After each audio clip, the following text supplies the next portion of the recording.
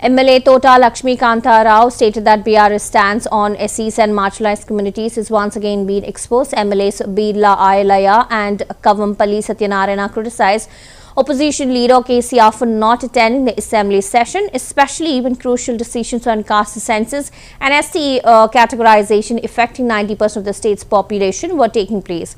Well, they called his absence unfortunate.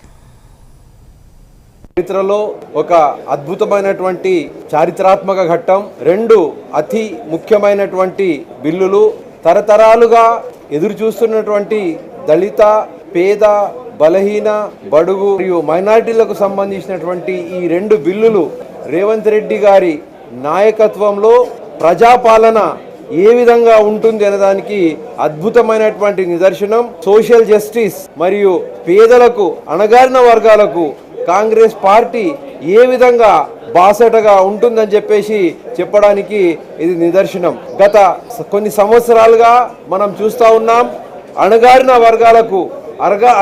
వర్గాలకు ఏదో మాటలు చెప్పి ఏదో శుద్ధులు చెప్పి వాళ్ళ ఓట్లతో రాజకీయం చేసినటువంటి నాయకులను పార్టీలనే చూసినాం. కానీ ఈరోజు కాంగ్రెస్ పార్టీ పేదల కోసం, ముఖ్యంగా దళిత పేద బలహీన వర్గాల కోసం ఈరోజు పాటుపడుతున్నటువంటి విషయము అది మీకు అందరికీ కనబడుతున్నది.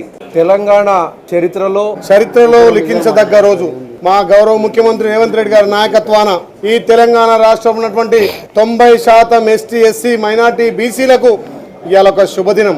కులగణన మీద జరిగినటువంటి చర్చ కానీ, దళితులకు సంబంధించినటువంటి ఏబిసిడి వర్గీకరణ మీద కానీ ఇవాళ సుదీర్ఘంగా చర్చ చేసి దళితులకు ఇటు బీసీ మైనార్టీలకు రాజకీయంగా, ఆర్థికంగా, సామాజికంగా న్యాయం జరగాలని, మేమెంతో మాకంత వాటా రావాలని మా భావి ప్రధాని రాహుల్ గాంధీ గారి సంకల్పం, ఆయన ఆలోచన విధానం తెలంగాణలో మొదటగా ఇంప్లిమెంట్ చేసి ఇవాళ భారతదేశానికే రోడ్ మోడల్గా నిలిచినటువంటి తెలంగాణ ముఖ్యమంత్రి గౌరవ రేవంత్ రెడ్డి గారికి నిజంగా తెలంగాణ ప్రజల తరఫున మా దళిత సోదరుల పట్ల, బీసీల పట్ల ప్రత్యేకంగా ధన్యవాదాలు తెలియజేస్తున్నాం.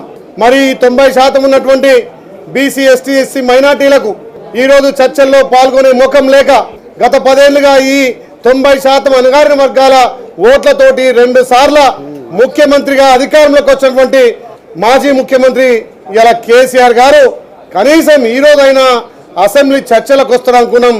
కానీ ఈరోజు కూడా అసెంబ్లీలో ఈ అణగారిన వర్గాల 90% ఉన్నటువంటి తెలంగాణ ప్రజల ఆకాంక్ష నెరవేరే రోజు అసెంబ్లీకి రాకపోవడం నిజంగా దుర్మార్గం.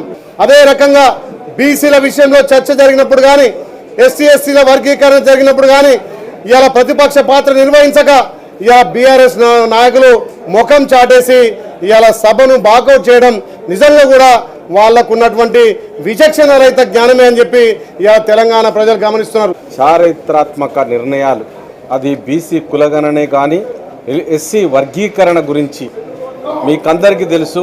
గత 30 సంవత్సరాలుగా ఎస్సీ వర్గీకరణ కోసం తిరగని రోజంటూ లేదు, ఎక్కని మెట్లంటూ లేవు. ఏ కోర్టులను కూడా వదలకుండా అన్ని కోర్టుల చుట్టూ కూడా తిరిగిన తర్వాత ఈరోజు చారిత్రాత్మక నిర్ణయాన్ని అసెంబ్లీలో ప్రవేశపెట్టి వర్గీకరణ చేసినటువంటి గొప్ప వ్యక్తి మా ముఖ్యమంత్రి గారికి నేను హృదయపూర్వకంగా మాదిగల పక్షాన ఆయనకు ధన్యవాదాలు తెలియజేస్తా ఉన్నాను. మరి ఈరోజు చర్చ జరుగుతూ ఉంటే, ఎప్పుడైతే వర్గీకరణ కోసం చర్చ జరుగుతూ ఉంటే టీఆర్ఎస్ నాయకులు మాట్లాడకుండా ఏదో తూతూ మంత్రంగా చెప్పనట్టుగా పాల్గొనకుండా మాదిగలంటే వాళ్ళకి ఇష్టం లేదు కాబట్టి మాదిగలను చర్చలో మనం పాల్గొనకూడదని ఈరోజే కాదు ఆగస్టు 1 నాడు కూడా ముఖ్యమంత్రి గారు అసెంబ్లీలో మాట్లాడుతూ ఉంటే వాకౌట్ చేసిపోయిన రోజు ఆ రోజు కూడా. మరి ఈరోజు కూడా ఎస్సీ కేటగరైజేషన్ ఏదైతే ఉన్నదో మాదిగలకు